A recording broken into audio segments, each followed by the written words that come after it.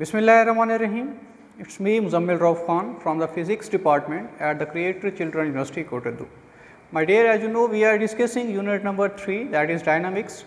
Today we are discussing numericals.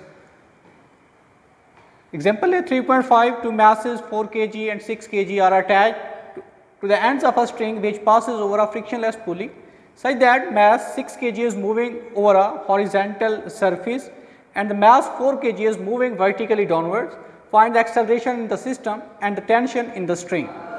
ये हमारे पास उसकी जो स्टेटमेंट गिवन है, अब इस स्टेटमेंट को हमने गौर से देखना है क्या पूछा जा रहा है और हमने क्या यहाँ पर उसको बताना है.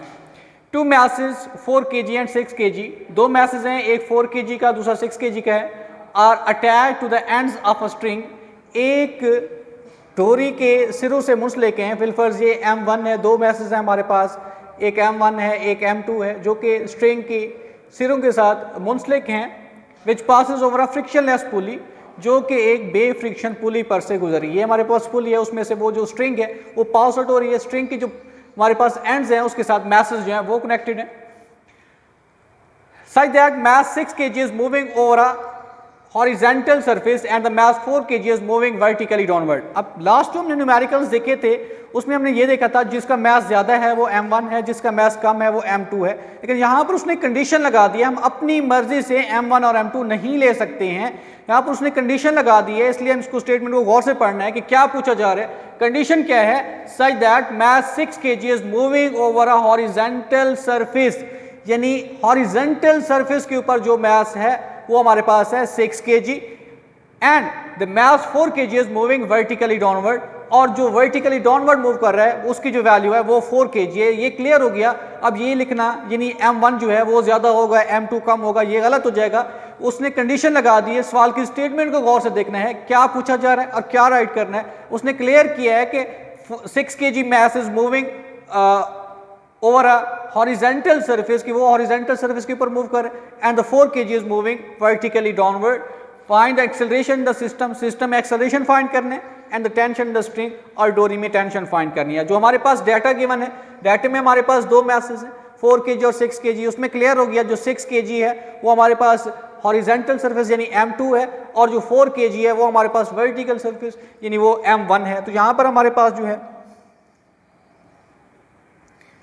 हैवियर मैस हमारे पास जो है, सॉरी फर्स्ट मैस कह सकते हैं. अभी first mass M1 is equal to 4 kg. 4 kg क्यों ले रहे हैं? क्योंकि उसने क्लियर किया है such that 6 kg is moving over a horizontal surface and the 4 kg mass 4 kg is moving vertically downward. vertically downward चूंकि M1 है इसलिए इसे 4 kg ले लिए, और जो हमारे पास horizontal surface जो है वो M2 है, यानी second mass M2 is equal to 6 kg. क्योंकि यहाँ पर ग्रेविटेशनल एक्सेलरेशन पाया जाता है, जिसकी वजह से उसका ग्रेविटेशनल एक्सेलरेशन राइट करेंगे भी.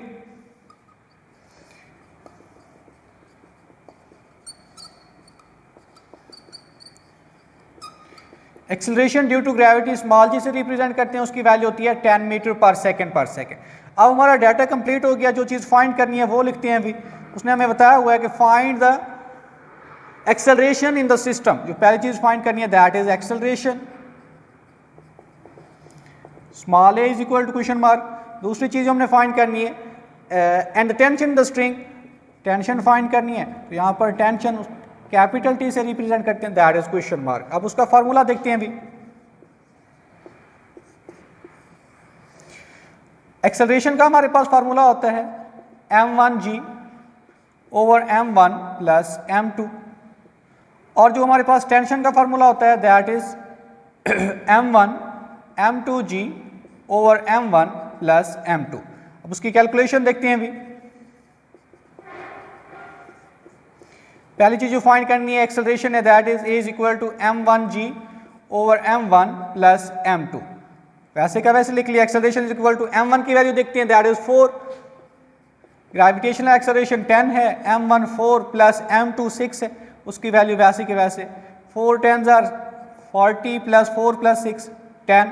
इसको सिंप्लीफाई करते हैं दैट इज 4 मीटर पर सेकेंड पर सेकेंड. मीटर पर second is unit of acceleration. दूसरी चीज हमने फाइंड करनी है दैट इज टेंशन. अब टेंशन की तरफ मूव करते हैं. अभी T is equal to m1 m2g over m1 plus m2। अब इनकी वैल्यूज पुट करते हैं। m1 हमारे पास गिवन है 4, उसकी जगह पर 4 आ गया अभी। m2 है 6, उसकी जगह पर 6 आ गया। ग्रेविटेशनल एक्सेलरेशन 10 है, उसकी जगह पर 10 ले लेते हैं, over 4 m1 plus m2 6। T is equal to 24 into 10 कर लेते हैं भी, ओवर 4 प्लस 6 10, 10 से 10 cancel. T is equal to 24 newton. ये हमारे पास उसकी टेंशन आ गई है। उससे रिलेटेड हमारे पास न्यूमेरिकल है 3.7। उसी तरह का सवाल है, to masses 26 kg and 24 kg are attached to the ends of a string which passes over a pulley. 26 kg is lying on a smooth table, 24 kg is moving vertically downward. Find the tension in the string and the acceleration in the bodies. अब इसकी statement को दोबारा से देखते हैं क्या पूछा जा रहा है। टू मैसेज, दो मैसेज हैं, एक 26 kg का, दूसरा 24 kg का, are attached to the ends of a string which passes over a frictionless pulley. एक पुली पर से वो गुजर रही, स्ट्रिंग की सिरों के साथ मुंसलिक हैं, जो कि हमारे पास स्ट्रिंग है वो पुली पर से गुजर रही है। पुली जो हमारे पास है फ्रिक्शनलेस है, एक्सटेंसिबल है, यानी बेलचक हमारे पास पुली है, उसमें से गुजर रही है। अब हम ये नहीं कह सकते कि m1 हमारे पास 26 है, m2 हमारे पास 24 है, या m1 हमारे पास 24 है और m2 हमारे पास 26 है। क्यों? क्योंकि ये उसने क्लियर नहीं किया। आगे उसने फिर स्टेटमेंट में ये चीज़ क्लियर की हुई है, 26 kg is lying on a smooth horizontal table, यानी 26 kg जो मैस है m2 है। क्यों m2 है? क्योंकि वो lying on a smooth horizontal table, जो कि स्मूथ हॉरिजेंटल टेबल के ऊपर पड़ा हुआ है, दैट इज 26 एंड 24 kg वो के अंदर मिस प्रिंट है, 24 न्यूटन गिवन है। न्यूटन जो होता है वो हमारे पास फोर्स का यूनिट होता है, मास का यूनिट किलोग्राम होता है, इसलिए ख्याल करना है 24 kg कर लीजिए उसको, मिस प्रिंट है वहां पर। 24 kg is moving vertically downward. 24 kg का जो मास है वो अमूदन नीचे की जाने वाला है। तो इसका मतलब ये हुआ m1 हमारे पास 24 है, m2 हमारे पास 26 है।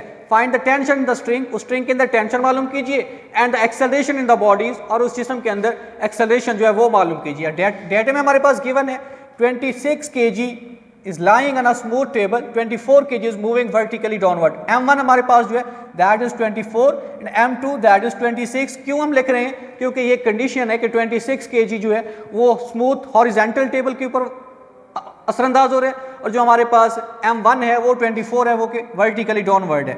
यानी first mass m1 is equal to 24 kg,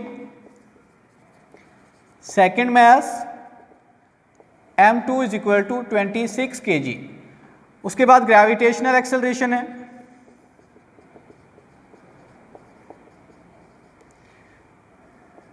जिसे हम स्मॉल जी से रिप्रेजेंट करते हैं, दैट इज 10 मीटर पर सेकेंड पर second.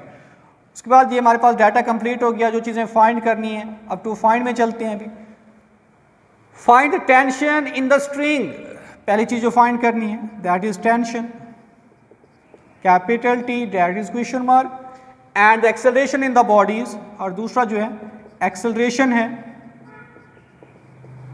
In small a is equal to question mark. Formula, अब हमारे पास इसका फार्मूला है अभी T is equal to m1 m2g over m1 plus m2। अब दूसरी चीज़ जो फाइंड करनी है दैट इज एक्सेलरेशन। एक्सेलरेशन का फार्मूला होता है m1g over m1 plus m2। अब यहाँ पर उसकी कैलकुलेशन देखते हैं अभी।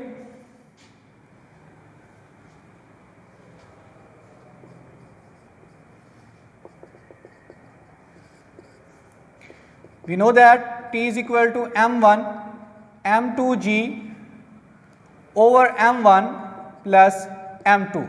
अब हमारे पास जो टेंशन है T is equal to m1 24 है, उसकी जगह पर 24 ले लिया अभी। m2 26 है, उसकी जगह पर 26 ले लिया। ग्रेविटेशनल एक्सेलरेशन 10 है, उसकी जगह पर 10 ले लिया, over m1 that is 24 plus m2 that is 26। T is equal, अब इनको सिंप्लीफाई करते हैं, इनको हम मल्टीप्लाई करते हैं, देखते हैं कि हमारे पास क्या आंसर आ रहा है।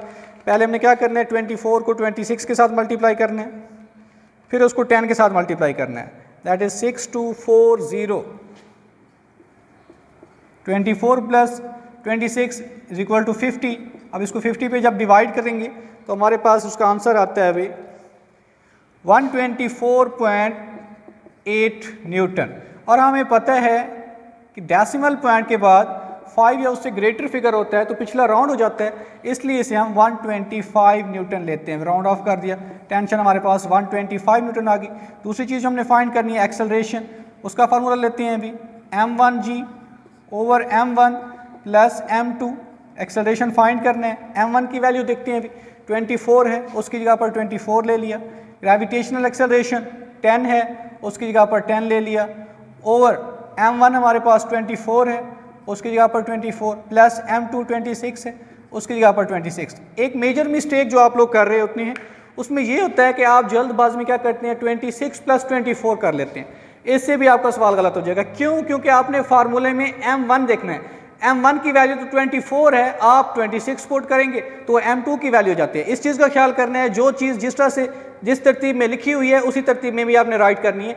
m1 चूँकि 24 है, उसकी जगह पर 24 लेना है, फिर प्लस का साइन है, फिर m2 है, m2 की वैल्यू 26 है, इसलिए 26 प्लस 24 लिखना ये गलत हो जाएगा। अभी इसको मल्टीप्लाई करते हैं, अभी 24 मल्टीप्लाई भी 10 240, 24 प्लस 26 इज इक्वल टू 50। अब इसको जब हम डिवाइड करते हैं यानी 240 divided by 50 that is 4.8 meter per second meter per second is the unit of acceleration।